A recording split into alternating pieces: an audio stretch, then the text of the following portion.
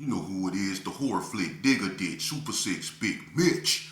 And I'm kicking in doors with all three O's. And I'm bringing 28 101s because we Vegas sons, it's the Chronicles. And you in the Meadowlands. Yeah, you in the Meadows, man. And you already know what made me. 530. What that mean? That boy's a desert, baby. Vegas made, baby. Hubba Dub, Scrub, 22-inch gold Dana Danes, and Big Bolo Yang can never be on the claims, man. You already know. Welcome to Vegas Chronicles with the whole Super 6, Mr. Digger Ditch, Big Mitch. And today, like any other day, y'all know what we do. We kick actual factuals with no additives, no preservatives, just raw and uncut like what? Like summer sausages and crackers. Shout out. Shout out to everybody that's been supporting my platform. Shout out to everybody that's been supporting Vegas Chronicles. And today, we go jump right off into it. People been corresponding with me. And, I'm going to talk about a variety of different things. Y'all bear with me. I got my microphones and stuff getting hooked up. You know what I'm saying? I got everything I need to be, Got my light. Shout out to Bun Bun from the Wrigley States. Got my light. I got a whole studio I just ain't put together, you know what I mean? And I got other things I'm doing. Slowly but surely, I'm getting it together, man. Vegas will be heard. Let's jump right off into it, man. But somebody told me something that was kind of interesting. I said if I, was asked about something, I would speak on it. I would expound on it, man. And they told me that it's when they spoke about the Gershons and the Rolling 60s feuding, what they were saying with that is it's a clique. One called the Jankies, and the other one is I think NYIC, something like that. I don't know what it stands for, but it's supposed to be a clique of I think Delmonico and Rolling 60s. And I'm gonna say this to all three of y'all. Y'all need to cut that out, man. And you know what? I'm not taking no sides and nothing. But I'm gonna say this right here. When it come to Delmonico, Stacy McElmo was like an uncle to me. My daddy used to go with Michelle, man. My pops is the one that gave Stacy the hand game. When Stacy used to jog backwards, punch it and all that old stuff, that was my father. When it comes to here, that was my father all the way, man. And Stacy used to always tell me how my father taught him how to knock people out running backwards.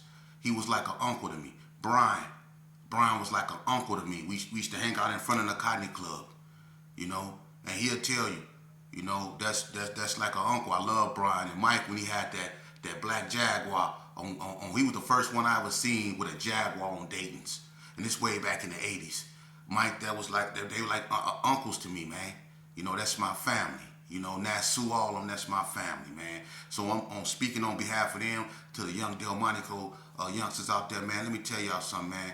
I know that, y'all caught up in y'all little thing, but what y'all have to understand, y'all old heads like Rover, Seldom Slim, Lucky, the big ones up out the dust, Hip Shaker, all those guys up over there, man, they don't want y'all in that madness, man. They went through that so y'all don't have to go through that, man. A bunch of y'all is they younger sons, grandchildren, young nephews, young cousins and stuff like that, man. They don't want to see y'all out there in them streets, man, destroying y'all lives, sending y'all mamas to funerals or sending y'all mamas to court. They don't want that for y'all, man. Trust and believe they don't. For real. And if they was right here, they would tell y'all to sit y'all little behinds down, man. Find something better to do. They done already did what y'all doing, and it didn't lead them nowhere. To the Rolling 60s out there, that's still out there with that madness. You youngsters out there. Yo, big homies, man. I know them. I used to be into it with them. A lot of them, my family, from the original Stabone, off 40 block, Big Alexis. The Vegas, the one that solidified 6-0 in Vegas. Everybody give it to Mad Dog and everybody give it to Acorn. But what people don't understand is that Big Alexis, Stabone, and Acorn is cousins. Stabone is the one that put the flag of 6-0 in Vegas.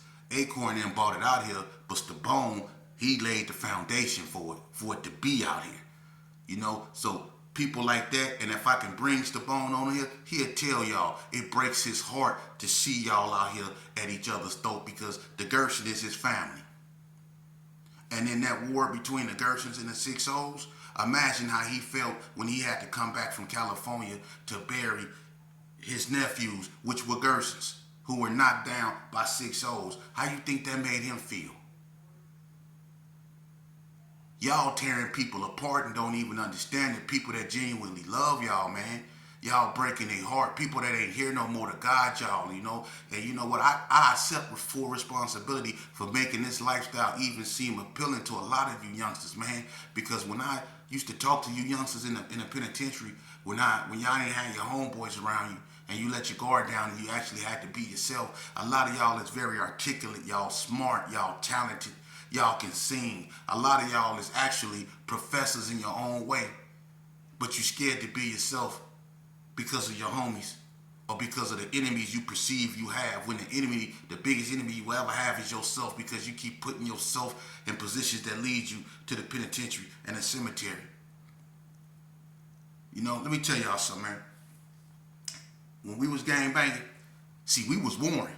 When we was warring with the 60s, I'm talking about like Mook and Lil Draws, Big Nutty, and all them. You know, them dudes wasn't no joke. Stickerbush, J. Lou, Big House, you know what I mean? Them dudes wasn't no joke. Rodney O, Ronnie O, they wasn't no joke over there, man. Big Lade, especially Big Lade. Well, look, I keep it real. I did a video when I got kidnapped by the 60s, right? And they had me over there in them ditches, right there. That desert, that you know, from Rose Garden that went to 7-Eleven, that little desert right there. They ended up doing construction over there, but they had some ditches digged over there. They took us to those ditches, and they was finna knock us down behind a car that the NTGs or whoever took from Mook, right? That I think it was a blue Cutlass on chrome Dayton. They took it from Keisha Harris. They jacked it for Mook Cop. 60s went on one. They kidnapped me, right? They was finna do me. If it wasn't for Stickerbush. And I grew up with him when he was a star football player at Western. If Stick didn't speak up, man, that would have been ugly, man. You know? He had me right then and there. That's real whoa, man. But at the same time, me and Stick always been cool. If I'd have been another Gerson, I might not be sitting here. But he spared me. But at that same time, like a month later, we caught Kool-Aid. Big Kool-Aid was putting some air in his tire up over there by the car wash by where Ricky Quick was. He had I think it was a blue Impala, you know, and he was over there putting some, and we hit the corner, me, Drago, Short Dog, Fucky, it was a bunch of us. We hit the corner on about 13 deep. I got a big old 4-1 on me, big blammer, right? Now remember, they kidnapped me. I had Laid right there. It was Laid, Lil Zip, and a few more of them. I had them right there. I could have did them in, but I remember how they spared me. They gave me a pass, so I gave them a pass. It was just that easy. You see? And that's how it should be. You catch me slipping, you give me a pass. See, in the beginning of gang banging, that's how it used to be. You catch me slipping. If we ain't got no issues, you give me a pass, I give you a pass. You see? You going about your business, I going about my business. We ain't gotta mug each other, nothing, man. You can still be where you from, I can be where I'm from. No harm, no foul. But see, that be the problem. We just can't leave well enough alone because it be our egos. And to you Gersons out there, you Jankies. First and foremost, you know, I understand, you know, a lot of y'all got a lot of anger, and I know why. I'm not gonna put it out there, but I know why a lot of y'all angry. But let me tell you, just like the Rolling 60s and the Delmonico boys, and how Stacey Macklemore and all the big 60s and Delmonico boys would be upset with them for doing what they doing. It's a whole bunch of people like me. I'm not unalived. I'm here and I'm saying I'm very upset at y'all, because y'all seen the carnage that people like me that came before you put down, man. And you seen where it led us, man. A bunch of y'all, when y'all sitting at home and y'all with y'all mama, man, cherish that time. Because when y'all leave out that door, man, it's like rolling the dice. 9 times out of 10, a bunch of y'all don't even come back home, man. You know? And if any Gershon out there encouraging y'all to be out there in them streets doing that type of stuff, man, that ain't your homeboy. Because a real Gershon to tell y'all, man, enough is enough, man. We done destroyed enough of ourselves, man. Trust me, my generation done destroyed enough of ourselves for y'all 20 times over again, man. For real. There's no war between the Gersons and 6-0s. Let's just get that real. If y'all want to keep it real, there's no war between the Gersons and the 6-0s. There's no war between the Gersons and Delmonico. It's just like y'all just said it was. It's between the Jankies and the NYIC thing. That's what that is. That ain't got nothing to do with Gerson, Sixo, and Delmonico. Because Gerson, come on, man. They've been through so much war, man. They sent somewhere up under a tree licking their wounds. So is the BTDs, and so is the Rolling 60s. Everybody is war weary, man. We done destroyed each other, man. We need to stop that, man.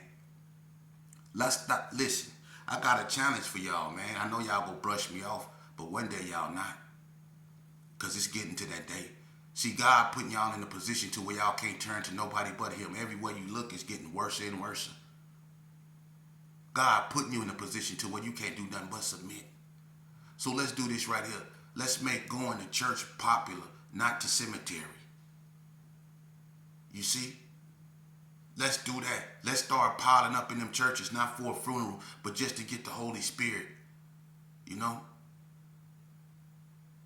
Y'all quit dissing each other on them little songs y'all be putting out, because that's what keep that madness going, that this internet and them songs y'all be putting out, agitating, going at each other, man, picking up ruins. It's just like, you know what y'all doing? I'm gonna tell you what y'all doing, and I'm not disrespecting the youngsters because that's our future. I want y'all to live, but some of y'all need tough love. But when y'all running around here hollering y'all Gersons and y'all Jankies and y'all this and y'all that, I'm gonna tell you what y'all doing. It's like you're walking through a desert, right? A desert that used to be a thriving community, a thriving neighborhood, but it was tore down and it ain't nothing but a desert. And what's left of it is fragments of what used to be. So you're walking through the desert and you find an old bike that used to be a classic, a GT, but the termites that builded stuff all on it. It's just a frame that's rusty, but you know it's a GT because everybody know how the GT frame's built. But you looking at it like, this is a GT, but it's been in the desert I don't know how long. It's corroded, it's rusted, it ain't no good no more, but it's a GT. So you want it, and you try to fix it up and make it something it ain't. It's way past its purpose. That's what y'all do when y'all pick up that I'm a Gerson stuff. You see? You picking up ruins, trying to make it something that it ain't no more, man. Just because you say, oh, I'm from Gerson, that don't mean nothing, man. You know what come along with that? You know what being a Gerson, a real Gerson, do you know what being a real, I used to be a real Gerson. You know what I've been through? Do you know what I've been through? Being a Gerson. Incarceration, funerals, all sorts of pain, physically and emotionally. Going to war, anger, irritation, hostility. That's what comes along with that. Drug use. I was a full-fledged alcoholic when I was 13. I was a full-fledged shermhead when I was probably 14. I started smoking water when I was 12 years old, man. Being a Gerson come along, being a Gerson, oh man, it was rough. It was rough. I did 20 years straight from the age of 17 to the age of 37 for being a Gerson. And I'm gonna tell you something. The most destructive thing being a Gerson did to me was mentally. I got so caught up in that, being a Gerson, being a GPK, being demon, being war demon, being little sheep, being all these different names. I was being these characters I was playing, you know. Mentally, I lost myself, man. And that ain't nothing to play with, because a lot of us suffer trauma mentally and we never get help for it. And that's one of the biggest hindrance of us as young black males that get in this game, man. We forget that the neurological, meaning the mental damage that we do in our heads, man, sometimes be irreversible. When you live a life of drinking Night Train, Cisco, Wild Irish Rose, packing pistols, hoping the police don't catch you with it, but hoping your enemies don't catch you without it. When you live in that type of life, man, and you in and out of institutions, man, and that become your daily norm, it does something to you. It does. It's just like constantly smoking cigarettes. You never think about the damage you're doing to yourself when you're smoking a cigarette. You just need that first puff, especially in the morning. That first inhale. You see? Everything kind of cool down. You get this slight buzz in your head. You be like, yeah, that first Newport, huh? But you never realize the damage that you're doing until you get in a fight. And then when you get in a fight, you realize all those cigarettes you smoking, especially if you fight one of them Pisces. You ever got into, man, look, Let me tell y'all a quick story.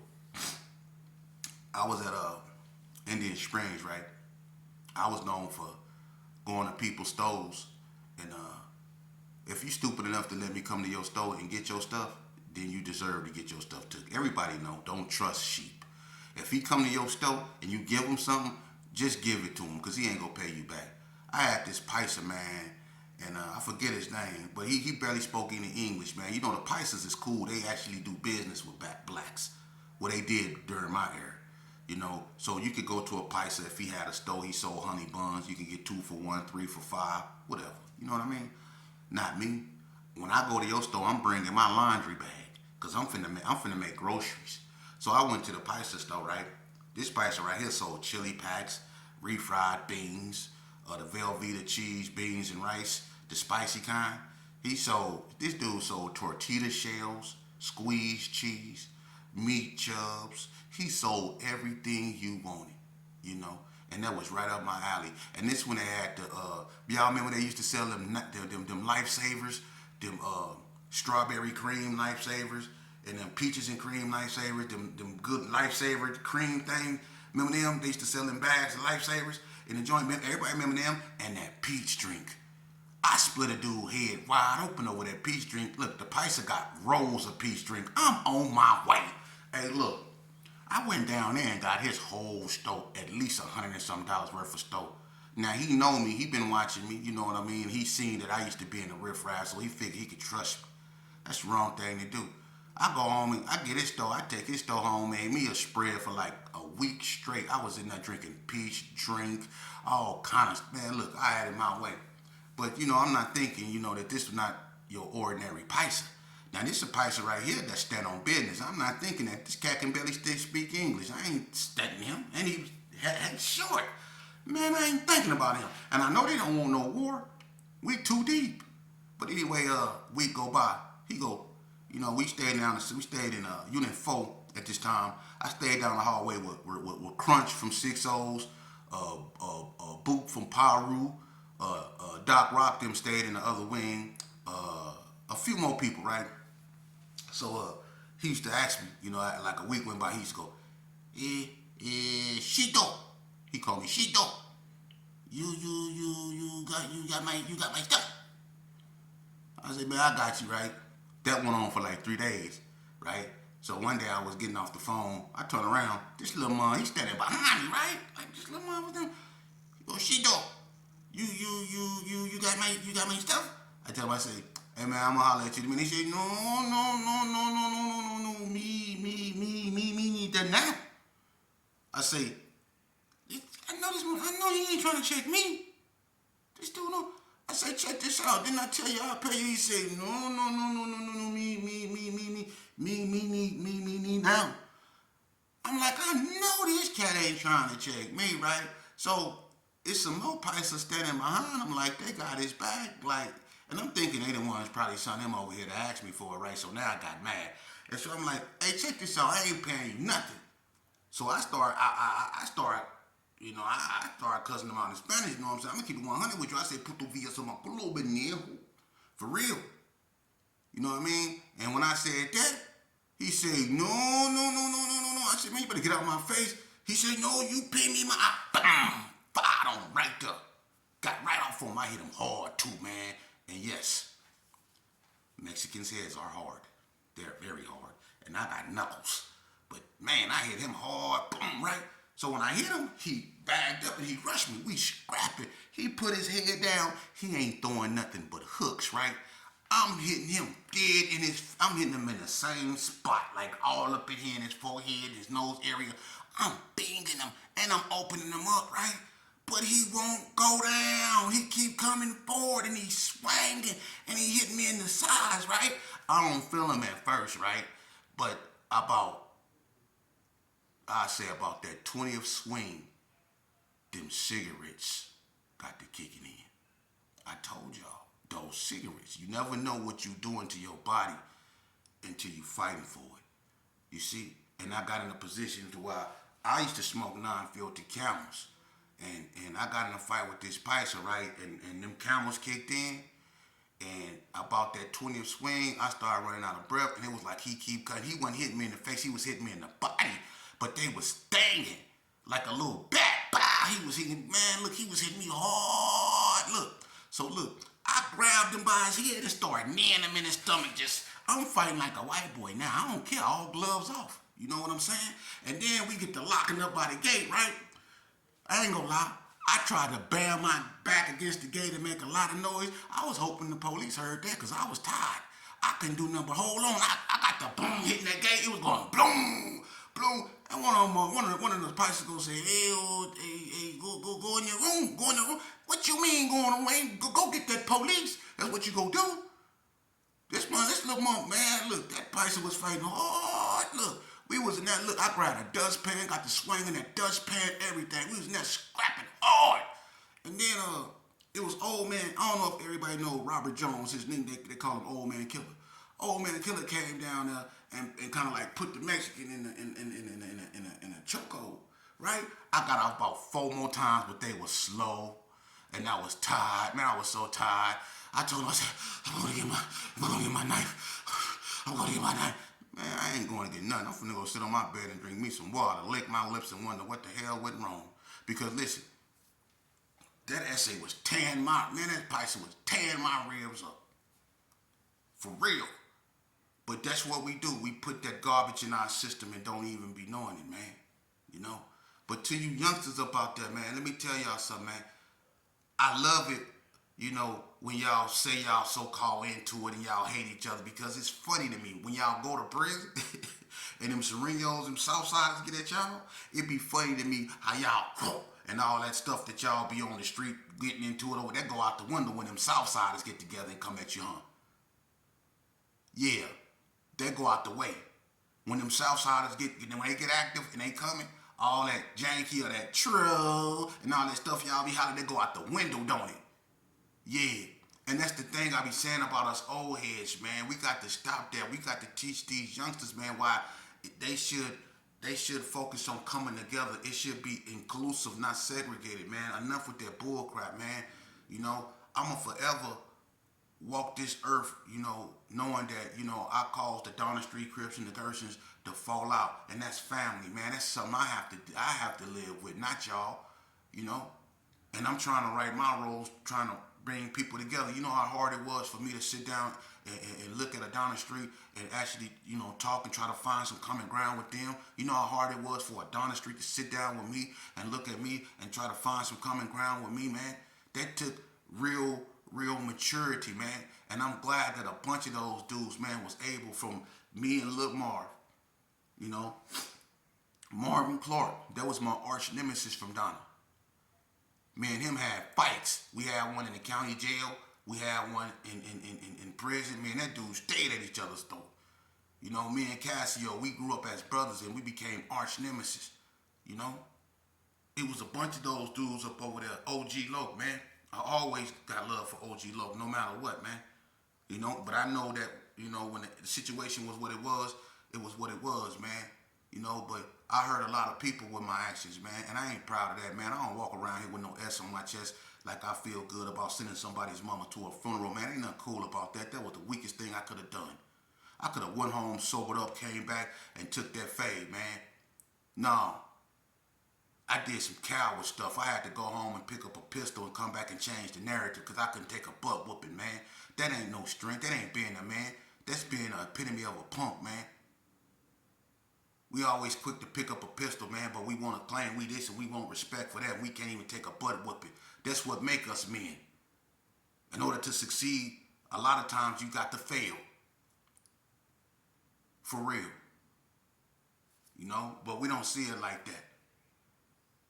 Like I said, we like to do it in the microwave instead of the oven. I could have easily went home, laid down, sober up, got a fair fade, man, and all's well ends well, man.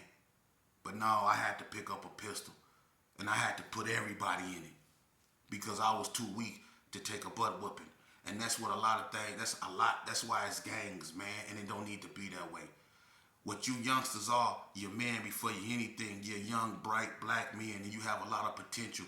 Quit sacrificing your potential for other people, man. Quit sacrificing your for shows, which is your life, for other people's maybes, which is their problems. Don't do that no more, youngster. For real, man. Your mama love you, man. Look your mama in the face, man. A lot of y'all youngsters is good youngsters, and y'all like y'all love y'all mamas, and y'all love taking care of y'all mamas. But don't never think that you obligated to be in the streets, man. I'm serious, man. And to you young Gershons about that, man, let me be the first to apologize to y'all, man, for leading y'all, because a bunch of y'all parents I grew up with, and they not here. And y'all don't have no one as father figures or even big homies at times to look up to, because a lot of, and I'm not saying all of them, but a lot of these cats out here that so-called big homies, they disconnected from the little homies, man. That's why the little homies say they ain't got no big homies. My era wouldn't have dared utter those words. We wouldn't have dared utter those words. My era wouldn't have never said we ain't got no big homies. My big homies was Boonch, Bread, Big Nang, Master G, D-Ray, DMC, all them. I would have never said nothing like that, man, because they never taught me nothing wrong. I chose to gang bang. I chose to do that. They didn't make me do that. Puncho ain't never did nothing like that. Puncho just always made sure I was all right. I was safe. That I had a couple dollars in my pocket. He ain't never told me go over there and do nothing to no blood. He just told me don't let nobody do nothing to you. And then he ain't told me nothing wrong. And that's what you call love. You see? That's love. And I'm gonna say something, man, you know, I grew up in the era where a dude can walk around his neighborhood looking like a rapper, looking like Rakim and Eric B. That's how Puncho used to walk around, him and Donald Ray Page. You know, Donald Ray Page had a big old link with a Uzi on it. Boonch used to walk around with all kind of ropes on, but he still split a sandwich with you because he never forgot where he came from, man. I grew up under them type of principles.